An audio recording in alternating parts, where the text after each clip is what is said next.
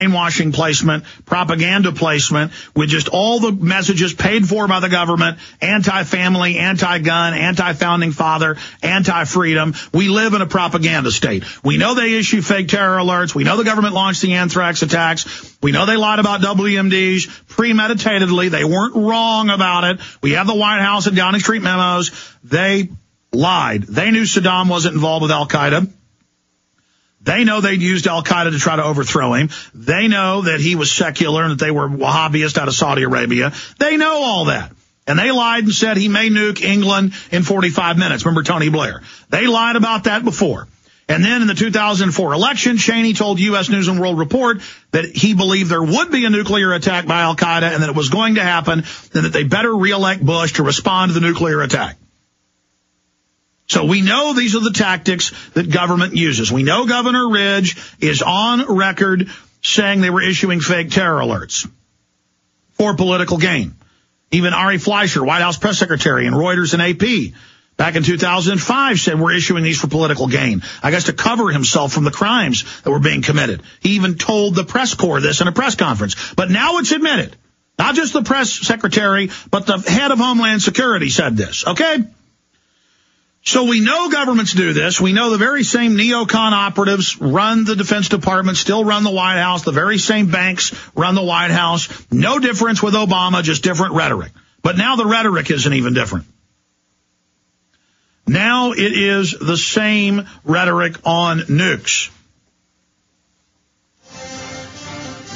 And Obama comes out and says, state-to-state war, nuclear exchanges, are not the threat anymore. The major threat, the number one threat to the United States is al-Qaeda setting off a nuke. Now, they could just be fear-mongering, which is a form of psychological terror. It is terrorism by its definition. But I'm telling you, they are more than capable of setting a nuke off.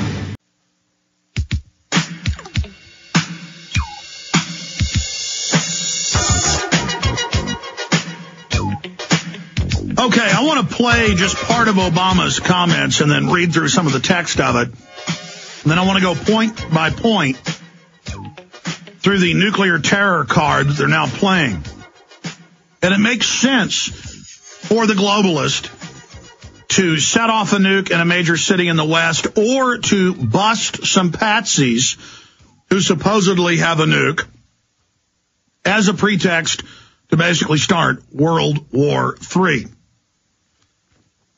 And we have Medvedev, the Russian president, says Israel's strike on Iran could spark global catastrophe. So this is the run-up to what could be World War III. We've been hearing about that for 50 years, for more than 50 years. But now all of the pieces of the puzzle are in place for a final mega war to truly bring in global despotism and tyranny, the likes of which the planet has never seen. And simultaneously, there will be staged terror attacks in the West to be blamed on domestic groups. You heard Colonel Schaefer, CIA-trained Black Ops commander yesterday, saying, yes, much of the anti-terror apparatus is now pointed at the American people. Black Ops, Pentagon operators, private contractors, foreign intelligence agencies. So I want to try to lay this out. But first, let's play this clip of Obama talking about the number one threat to the U.S. is non-state actors with nuclear weapons. Here's the headline out of USA Today. Obama, nuclear terrorism is the single biggest threat to U.S. Here's a Newsweek headline. Refocused is the headline. The real nuclear issue isn't arms reduction, it's loose nukes. And there's another quote I heard on NPR this morning driving into work. I guess a new one. He's given another speech today. We're trying to find it. And he said, the main threat is not country-to-country nuclear war. By the way, that is the main threat. It's terrorist with nukes. And that's what the Newsweek article today is reporting on. Meanwhile, there's the elephant in the room, Israel with all these nuclear weapons, in a meeting with Obama and Benjamin Netanyahu saying Iran must meet nuclear deadline. I mean, it's ridiculous. So we're going to cover that and then go to your phone calls here in just a moment. But here is Obama in a speech last night. The central focus of this nuclear summit is the fact that the single biggest threat to U.S. security, both short-term, medium-term, and long-term, would be the possibility of a terrorist organization obtaining a nuclear weapon. This is something that could change the security landscape in this country and around the world for years to come. If there was ever a detonation in New York City or London or Johannesburg, the ramifications economically, politically, and from a security perspective would be devastating. And we know that organizations like Al-Qaeda are in the process of trying to secure nuclear weapons or other weapons of mass destruction, and they have no compunction at using them. Unfortunately, we have a situation in which there is a lot of loose nuclear material around the world.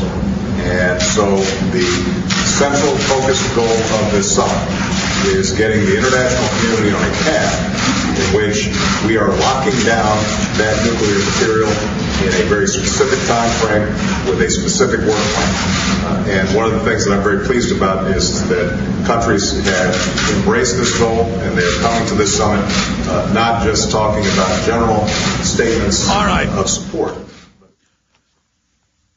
You mean like the loose nukes from Minot in the Dakotas being flown down to Louisiana on board those B-52s? You mean missing nukes like that? So we hear Obama talking about a massive change that would happen if a nuke went off in New York City.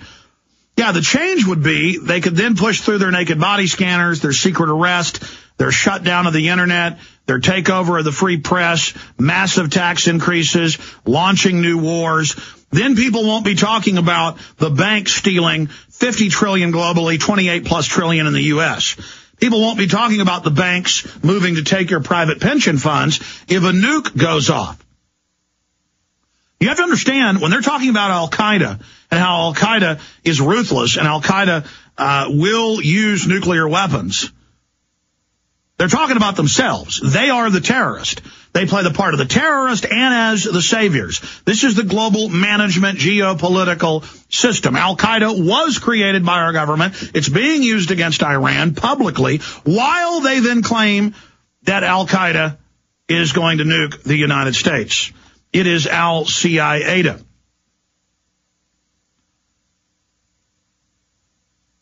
And when they talk about a regime, a global government, a, quote, locking it down, that means a surveillance system of everything you do. That's already in place. Now it's just coming out into the open. This is a criminal global corporate state menacing us with the threat of nukes and the possible deployment of nukes.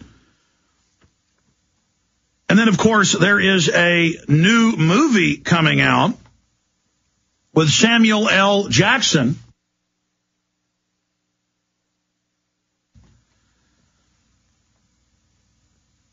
where they torture someone for weeks, and how it's wonderful that Samuel L. Jackson is torturing the terrorist. The terrorist has planted 3 nukes in the U.S.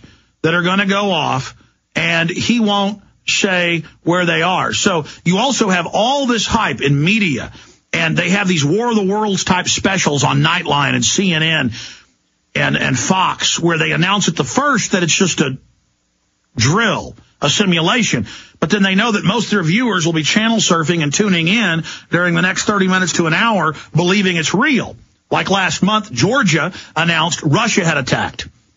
It was a hoax 2 years ago. It was a hoax this time. A complete hoax. But they just announced it. This is all psychological warfare, open programming against society. They know what they're doing. They understand what they're doing. They have a game plan. And when Obama says that the number one nuke threat is al-Qaeda or non-state actors, that's just not true. You have the Western powers and NATO, the United States, England, Israel, and others, encircling China, encircling Russia, moving weapon systems in. You had them launch an attack on 888 on